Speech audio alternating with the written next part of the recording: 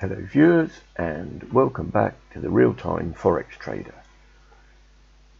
While I'm sitting here on Sunday afternoon and just having a look at the Bitcoin market and cryptos, people have asked in the past how to become a successful trader, and there's a number of things which I'd like to share with you. Hopefully these will help.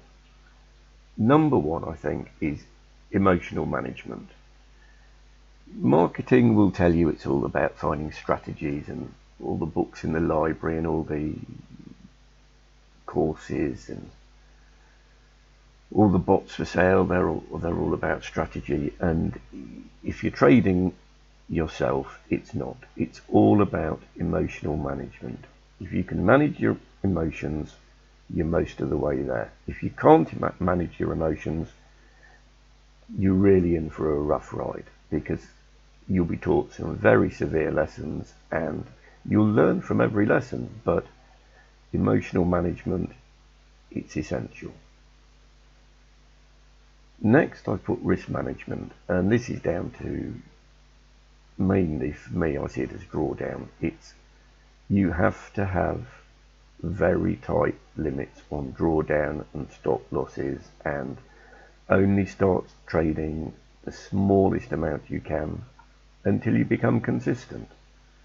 Risk management, very, very essential, and it goes with emotional management. If you can't manage your emotions, you're not going to manage the risk well.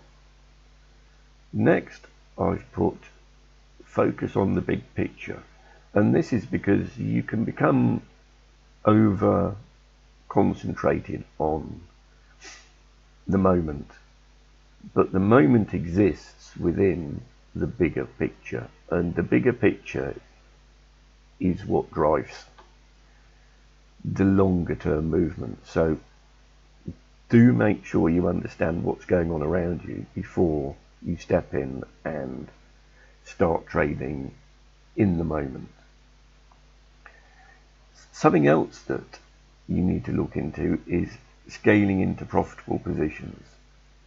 As your trade starts going more and more profitable, should you be putting on more size? And some of the very successful traders, once they're committed to a trade and they're highly convinced it will go right, once it starts running into profits, they very quickly scale up their size.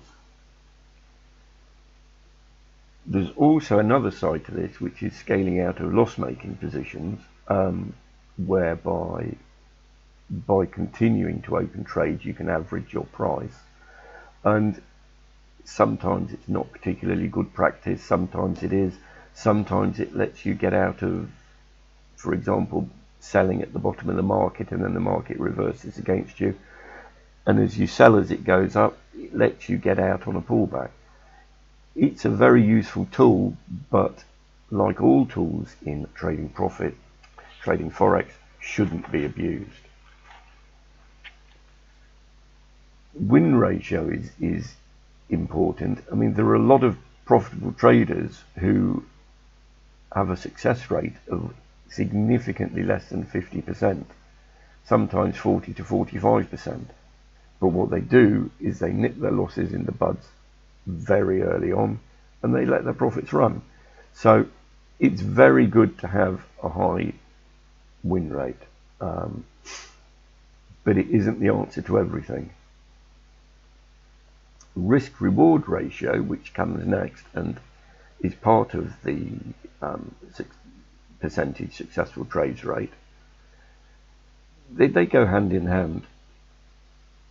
If you've got a very low profit for every trade you open, it means that the one that goes bad takes 5 or 10 to put it back into a profitable position.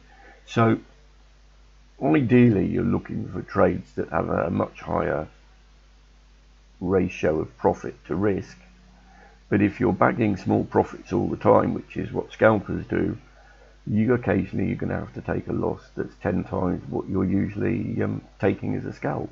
It's just the nature of the game, but you've got to nip them in the bud early on and then get on and wait for your next trade, because your next opportunity will be around the corner. That's why you need to get out of bad trades early. Fundamental analysis is also something that's often missed. Even if you're a scalper like I am, you need to know what's going on with central banks, monetary policy, and especially announcements. So you've got things like the European Central Bank, their announcements move markets. The Federal Reserve, their announcements move markets. This week we have coming up non-farm payroll figures, which is a rough guide to the amount of jobs created in America. That announcement will move the market. These are all times when you should be out of your trades beforehand, wait for the announcement, have a good idea beforehand what you're going to do depending on how the announcement comes out. Then once you see the liquidity back in the market, get your trade on. Time frames is something that you're going to need to look into. You need to decide what sort of a trader you are, or find what works for you. With multiple time frames up, over time, you're going to find what works for you, what's comfortable for you, what doesn't work for you. And it may take some time for you to find it, but I have 4 time frames up roughly: tick chart, 1 second, 10 second, 1 minute. And the 1 minute chart, I'm often flicking around to doing 1 minute, 10 minutes, 5 minutes, putting the hourly one up occasionally. And it's all to give me an idea of what's happening in the longer term, which is where the bigger money is trading, compared to what's happening in the moment. Coming back to emotional management, you must hold yourself accountable. And this is where a mentor comes in. This is where mental discipline comes in. If you're breaking your trading strategy, you need to set yourself right. And this is where someone who's independent and not emotionally involved in your trading, like a mentor, will tell it to you straight. And sometimes you just need to be told what you can't see because you're too close to the market. Another great misconception is that trading Forex is easy, right? And if you think that, you're in for a very big shock. People who've traded it for a while can talk to you about it and they can make it look easy, but it isn't.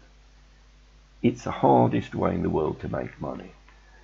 Marketers will sell you the dream that it's get rich quick, that it's easy profits, that you only need to spend half an hour a day on your charts, and that's the route to untold wealth.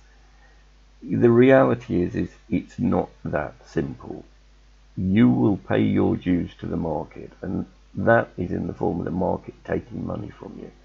And you'll continue to learn. You continue to learn until the day you stop trading. That's just how the markets are. The markets evolve. But coming back to this thinking it's easy, that's hype and marketing to get you to buy courses, to get you to buy algorithms, to get you to buy bots, just to get you to buy things. It's lies, and it's almost fraud. What you have to consider in the Forex market, and this also applies to the other financial markets, is you're trading against the best in the world. There are profits here to be taken by people who know how to do it. And because of that, it attracts very bright minds, very good programmers, very good statisticians. You're trading constantly against them. Not only that, there's the big banks, institutions, governments even. You're trying to trade against them. It's a zero-sum game. So when you lose money, someone else makes it, which also means when you make it, someone else is losing. And the financial markets are full of sharks looking to eat you alive. And if you don't believe that, try, practice, see what happens to you as a beginner. It's a learning experience, and sometimes you just have to learn your best lessons the hard way. So if you think it's easy, you need to rethink that now before you start. Coming out of this is study your mistakes. When you lose, it's the market giving you a slap in the face saying, wake up, this is something you need to learn. It's that simple. It isn't that the market's got it in for you. It isn't that the market makers have it in for you. It isn't that your broker's rigged. Presumably you've found yourself a reputable broker and one that's properly authorised, which is your due diligence. Due diligence really is essential. You can't go into this kind of a professional market with a half-assed attitude. You have to be professional. But study your mistakes. Every time you make a mistake, you learn. Every time you learn, it makes you a better trader. Keeping a journal is very good for this. You can revisit your trades, you can revisit your comments at the time, and then you can reflect on them at a later date when you're not emotionally involved in the moment and logic takes a higher precedent to your emotions at the time. Great wisdom comes from studying your past mistakes in trading. There's no secret to it. It's everybody who's good at trading, everybody who's good at investing, studies their past mistakes. Well, that's a good start. Thank you for watching. If you liked it, please subscribe. If you have any questions, please put them in as a comment. If there's anything else you'd like to see or ask, let me know and I'll see if I can make a video of it. Thank you. Bye.